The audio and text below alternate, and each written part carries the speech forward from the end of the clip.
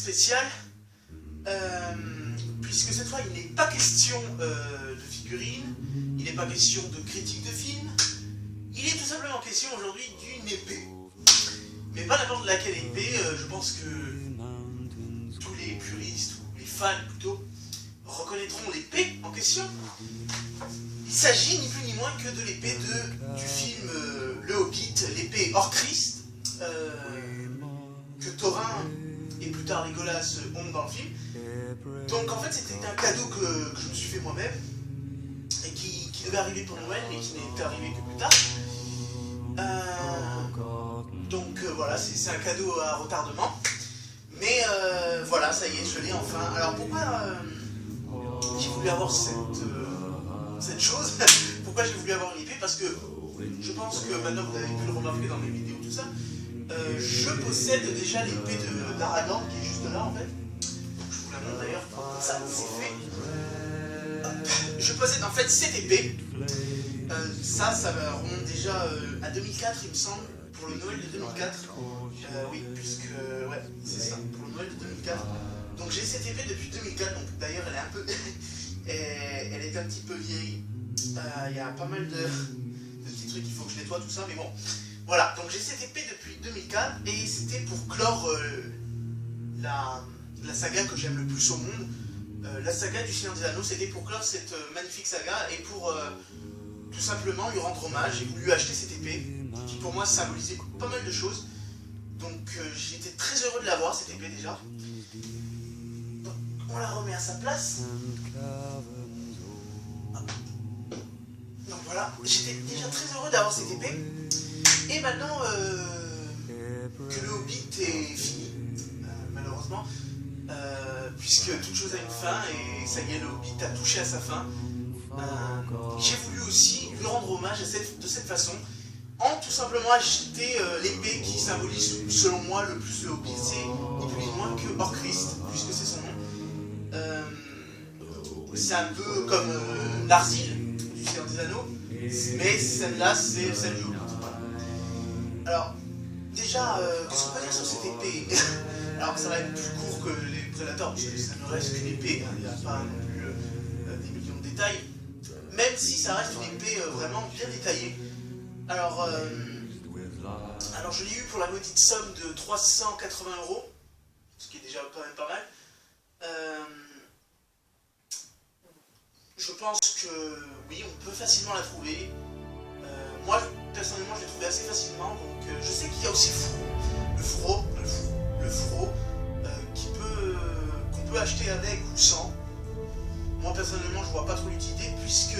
Alors, ça, ce n'est pas son socle d'origine. Ça, c'est un vieux socle que je possédais puisque avant, je faisais des collections d'épées, mais je les ai vendues depuis bien longtemps. Donc, ça, non, ce n'est pas vendu avec. Par contre, ça, c'est vendu avec. Donc, ça, c'est de la carte d'Erebor.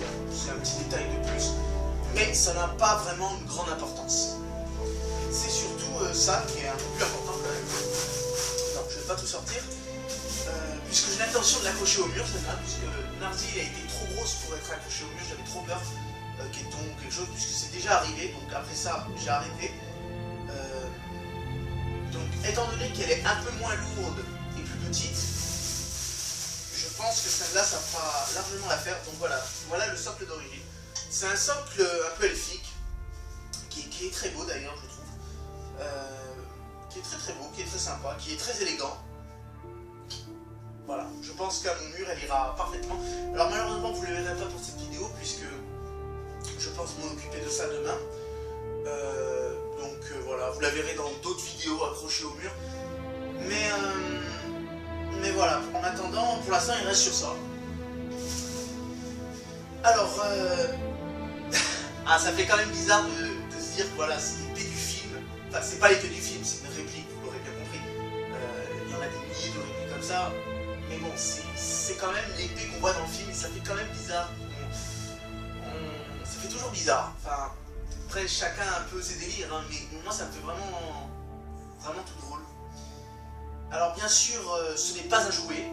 Alors, voilà, si vous avez des enfants, ou si vous avez envie de l'offrir à votre petit frère, ou à votre petite sœur, hein, qui est peut-être, je sais pas, un garçon manqué, je traînais avec une fille qui était un garçon manqué et qui avait des épées. Hein, voilà. Donc ce n'est pas du tout un jouet, donc ce n'est pas quelque chose qu'on offre à un enfant, puisque ce n'est pas quelque chose qu'on peut s'amuser avec, c'est un objet de collection, un objet qui doit être en exposition et rien d'autre. Donc là, vous voyez, déjà, premièrement, ce n'est pas coupant du tout. Par contre, le bout est pointu, alors ça, il faut faire vraiment très attention. Vous pouvez vous crever un œil, et ça, je pense que ça peut vraiment être un danger. Enfin, c'est un danger.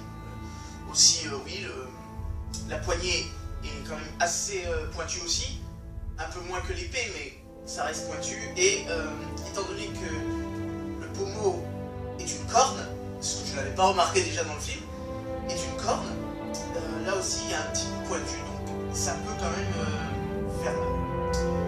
Donc voilà, avec de très beaux détails, je suis vraiment très satisfait de cette commande assez inattendue, puisque je n'avais pas vraiment l'intention de le faire, mais après le Hobbit, j'ai réfléchi, je me suis dit, je pense le faire ce petit cadeau, ce petit hommage, plus ou moins, et je suis très satisfait, parce que c'est vraiment une très très belle épée. Encore une fois, ce n'est pas un jouet, donc voilà. Donc, si vous êtes intéressé par ce genre d'objet, je vous conseille, puisque bon, bien évidemment, il y en a pas mal quand même du Seigneur des Anneaux, des répliques, notamment maintenant qu'il y a le Hobbit, donc ça en a rajouté.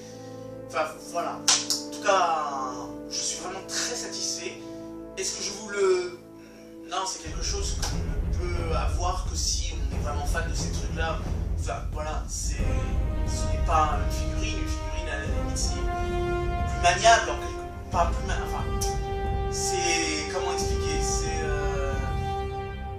plus attirant, entre guillemets, mais bon, voilà. Donc voilà, qu'est-ce que j'ai à rajouter Bon allez, on va faire mes petits vœux, puisque c'est quand même le 1er janvier. Ben, j'espère que cette année sera une très bonne année. 2014 a été une année assez bien pour pas mal de choses, notamment les films, d'excellents films. Famille 74 que j'attendais énormément. Ça a été une année assez sympathique pour mes figurines. Ouais. J'en ai pas eu extraordinairement beaucoup comparé à d'autres années, mais ça restait une année sympa. Ça a été surtout une année très sympa pour ma chaîne, alors vraiment je suis vraiment très content et très satisfait de voir le nombre d'abonnés que j'ai. C'est quelque chose que j'imaginais pas, c'est quelque chose que je ne croyais pas, que ça pouvait m'arriver à moi. J'ai commencé sur Dailymotion avec à peine une 50aine d'abonnés. Et pour moi, quand je faisais 1000 vues sur Dailymotion, c'était phénoménal. Voilà, je suis vraiment très content. Ni moi. J'espère continuer encore pas mal de temps sur ma chaîne YouTube. Peut-être, comme je l'ai dit, je vais essayer de m'améliorer le plus possible. Je vais me lancer probablement dans d'autres projets autres que présentation de figurines, tout ça. Enfin, on verra. J'ai déjà eu des demandes d'associer ma chaîne avec d'autres. On verra ça plus tard. Je ne vous en dis pas plus. Donc voilà, j'ai eu des propositions, pour faire des gameplays avec des gens. Mais bon, tout ça on attendra, puisque pour l'instant on va commencer cette année tranquillement. Mais je pense que ce sera une année que je vais essayer de sortir un peu de l'ordinaire, de sortir de ce que je fais d'habitude. Voilà, je vais essayer de renouveler ma chaîne. Donc voilà, je pense que cette vidéo est finie.